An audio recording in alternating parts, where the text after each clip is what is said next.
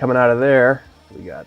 It just drops off and it goes to Richard Shaw. Richard Shaw. Which, by the way, so let's just give some background on Richard. So I found Richard through my friend Drew, who is a good friend of our friend Ollie. And Drew was in town teching. He now plays for a band called Kaleido. He's an amazing guitarist. But he was teching for this Richard Shaw dude. And he's like, he's the English Ollie. I'm like, okay. And I heard him play and I'm like, holy shit. Because we sent him a song called Premeditated Destruction off chapter 1. So if you haven't heard it, check it out. And there's a 13/8 section that's absolutely like every guitar player we sent it to was like, oh no, I don't want to fucking solo over that.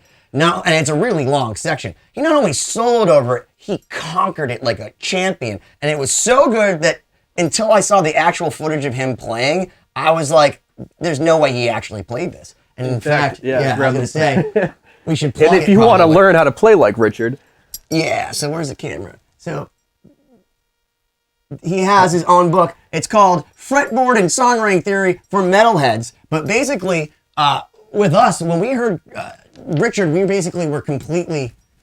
Because, first off, he plays with Cradle of Filth. So I guess, as kind of old dudes, you're not like, oh, Cradle of Filth, he's the tastiest player, but he is. And what a wonderful guy. But the thing that he did was, Richard has this beautiful ability to take old school guitar playing like that. What we love about Nuno and love about Marty, but also incorporate like this insane modern technique. Like you've been watching Eddie Van Halen and Yngwie since you were 2, and he's able to incorporate where he can play with these guys and have the same amount of emotion, and still he does this like Kelly, where he plays so technically, but it's like under the radar. Like you wouldn't understand it until you actually try to learn it, and you're like, that's not possible. Yeah, well, you can tell that the technical aspect is just part of his toolkit. Like he's crafting these pieces and these solos within the allotted time and making it sound as if it's perfectly, and everything's very intentional. Well, he's a composer, so all these are composed. Yeah. And another thing that's very important, and I think Nuno alluded to it on his Instagram,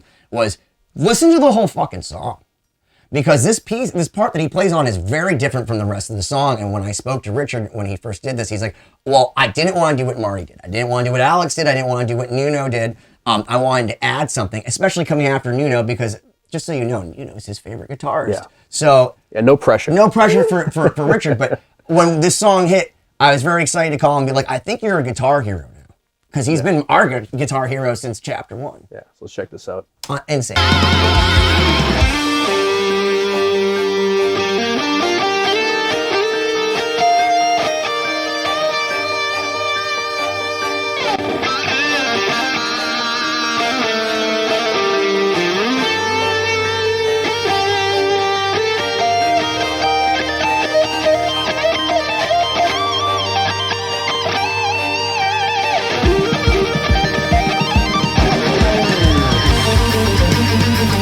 And right back into Nuno, but yeah, you can just hear it, like, solid, dude. And giving a guitarist such a blank canvas, it can be a blessing or a curse, and what he did with it is just amazing. The thing is he's just got these notes that are so emotive, and actually, if you read, I will read one passage from his book. Sorry about the copyright, but one thing he wrote that I thought was really, really cool was.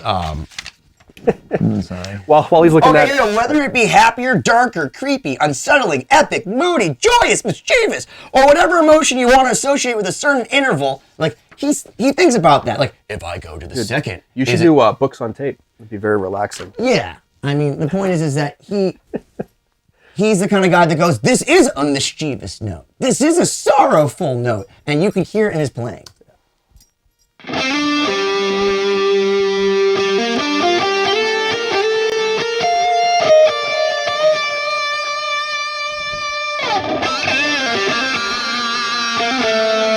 Almost Gilmore.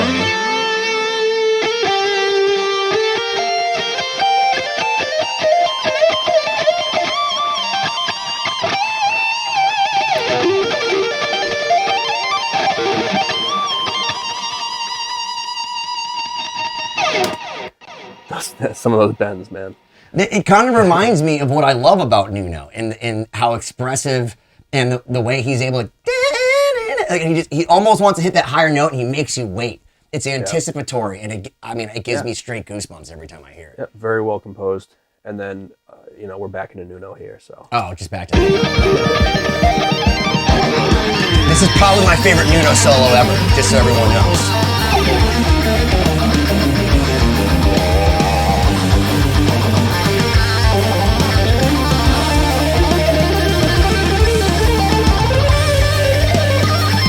Best note in the song, right here.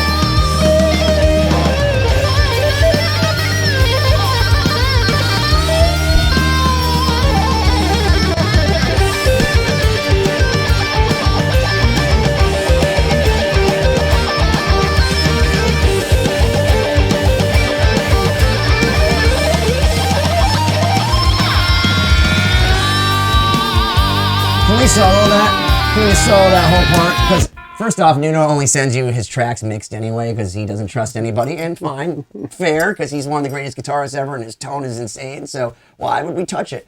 But when he sent this, and just so you know, from what I've learned, Nuno usually just sends a solo. This is like layered madness.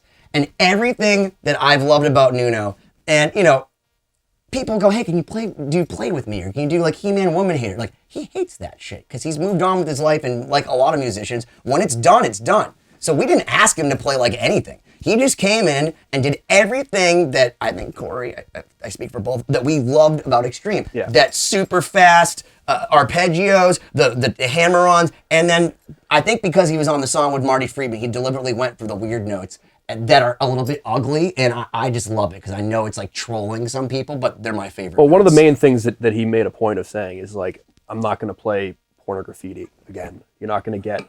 Why? He's like, that was 20, 30 years ago. Like, I'm not going to. But dare I say, we listened to the new Extreme record because he played it for us. Yeah.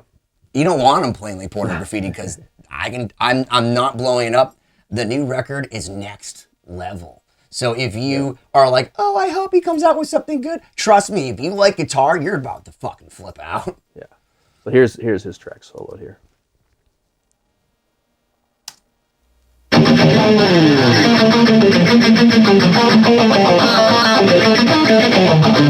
masterclass in